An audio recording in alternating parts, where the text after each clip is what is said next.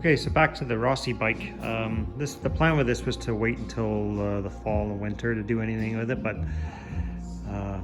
being as OCD as I am, I just can't leave it sitting here looking like hell. So I decided to just start doing a bit of cleaning on it. At least it kind of makes me feel better. I don't like a dirty bike in the shop. So I started cleaning off, I cleaned the wheel rims a little bit, and used a Mr. Clean Magic Eraser on the wheels after I gave them a bit of a squirt down with some water and wiped them off. Used the Magic Eraser, then I used some Mocho Shine and Go on there. I cleaned the swing arm and did a bit of cleaning inside the rear mudguard there, and a little bit of cleaning inside here as well. I used some SC1 in there as well. That does a pretty good job. So I also took off a bunch of the old sticky residue from old tire weights that have been removed off the front and rear rim, and I use for that I use a product called Super Degrouper. There's lots of stuff out there that takes adhesive off, but I found this is one of the better ones. There's stuff called Goo Gone. It works okay, but this I find works a lot better. And when I get around to taking off some decals, if I end up finding the new side decals for this bike, I'll show you how well this stuff works. But I also sometimes use alcohol on WD-40 on the adhesive remover for decals. And the other product that does work really well is tea tree oil. But I don't use it very much because I can't stand the smell of the stuff. It gives me a headache. But it does work well. It's expensive for the amount that you get at the drugstore in a little bottle, but it works good if you got the money to spend and you can stand the smell of that for long enough. It does work well. So the next thing I'm going to try to do here is I'm just going to see how this stuff cleans up. I'm hoping to get one of these new or used one from somebody in the US. We'll see if that pans out or not. Haven't been able to hear back from the person for a while, so I'm just going to see if I can touch. Well, it looks like if I touch this stuff up, it doesn't look good. It's easy to take the paint back off again, but I'm going to touch this stuff up. I've cleaned it off. Now that I touched it, I'll clean it again with some brake clean, just to get any oils off.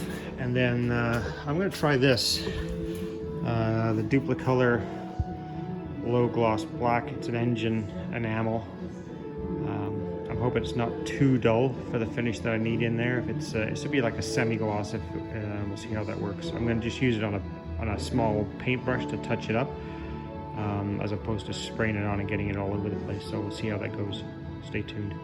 Okay, so all I do here is I've got this is not actually the cap from the paint, but it's another cap of an empty can that I had laying in the garbage. So I just see it swirling around in there. I just squirted a little bit of paint into the cap, and then I'm just going to use this little brush right here to paint that on. But what I'm going to do is let it sit for a few minutes until it thickens up just a bit more.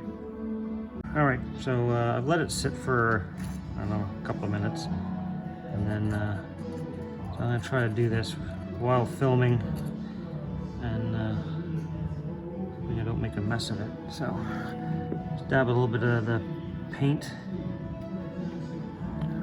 with the brush.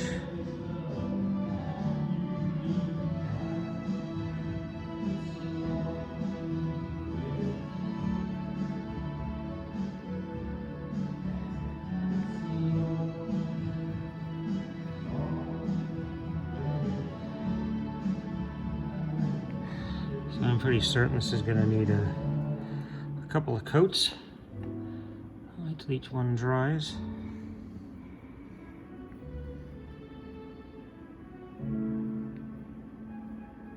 So I won't be able to tell how good the paint matches until this stuff dries off.